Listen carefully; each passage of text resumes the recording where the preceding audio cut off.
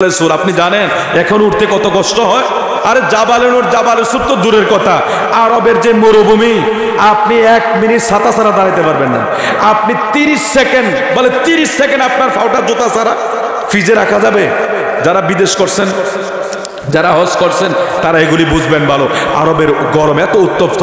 জামরায় শেষ দিন যখন ফাতর মাইরা আসি, তখন আমি ভাবছি কাছাকাছি ফাতর মাইরা চলে আসবো। বাবা, আমার পরনটা পাতলা লুঙ্গি ছিল আর পাতলা পাঞ্জাবি। বাতাসের সাথে বিশ্বাস যদি করেন যেন পশমের গোড়ায় সুই ঢুকাইতেছে, এমন প্রচন্ড গরম।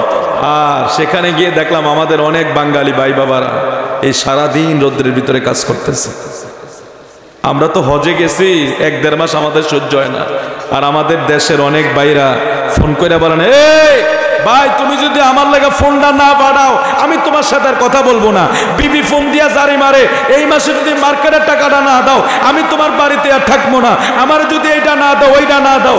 কিন্তু একদিন চিন্তা করছেন না, একদিন যদি যাইয়া দেখতেন প্রবাসী ভাইয়েরা কি কষ্ট করে ওই জায়গায়, যেই প্রচন্ড রৌদ্রের ভিতরে সারাটা দিন দাঁড়ায় দাঁড়ায়। এখন বাংলাদেশে বেশিরভাগ লেবার ফাংশনে কাজ করে, বেশিরভাগ লেবার ফাংশনে কাজ করে। আমার মনে হয় কমে আছে বিভিন্ন ফ্যাক্টরিতে ভিতরে কাজ করে। ফ্যাক্টরি আর যেটাই হোক, কষ্ট সব জায়গায়, আরাম নাই, সুখ নাই। অথচ আমরাই না দেশ থেকে ফোন দিয়ে কই, মিয়া ভাই আমি একটা হুন্ডা লয়াম ভাই, আমার 2-4 লাখ টাকা ফাড়াই দেন না, না দিলে ভাইয়ের লোকে কথা কয় না। তখন ভাই কি করে, কষ্ট হইলো ভাইয়ের মন রাখার লাইগা, বিবির মন রাখার লাইগা, মা বাবার মন রাখার লাইগা, টাকা পয়সা কষ্ট করে হইলো, নিজে না খাইলো দেশের জন্য পাঠিয়ে দেয়। এই নিজের 2 চোখে দেখে আসছি হজে যাইয়া বাঙালি ভাইয়েরা কত কষ্ট করে সারাটা দিন রৌদ্রের ভিতরে।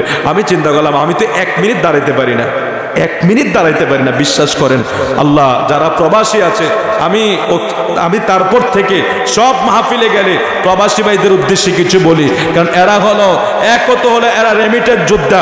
এই দেশের জন্য সবচেয়ে বড় অর্থনৈতিক উন্নতির জন্য সবচেয়ে বড় গুরুত্বপূর্ণ ভূমিকা প্রবাসীদের, ঠিক কিনা বলেন? অথচ কিন্তু দুঃখের বিষয় হলো যেই সরকারে আয়োগ, যার কষ্ট, ওই যে গরুর জোয়াল কাদের উঠছে, তো গরু কষ্টই করবে। আমার ভাইদেরকে এখনো এয়ারপোর্টে হেনস্থা করা হয়।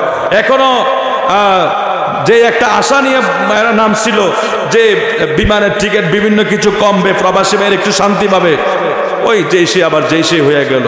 আল্লাহ আমাদের প্রবাসী ভাইদেরকে, এরা যেই কষ্ট করে দেশের জন্য, দেশের মানুষের জন্য, বিশেষ করে দেশের অর্থনৈতিক খাতের জন্য, আল্লাহ আমাদের প্রত্যেক প্রবাসী ভাইকে হেফাজত করুক। অনেকে সন্তানরা বিদেশে যায়, তারা লাশ হয়ে ফিরে আসে। আল্লাহ তাদের ছেলেগুলারে, তাদের পরিবার যারা বিদেশে আছে, আপন জন আল্লাহ প্রত্যেকের প্রবাসে হেফাজত করে, জোরে বলে আমিন। আল্লাহুম্মা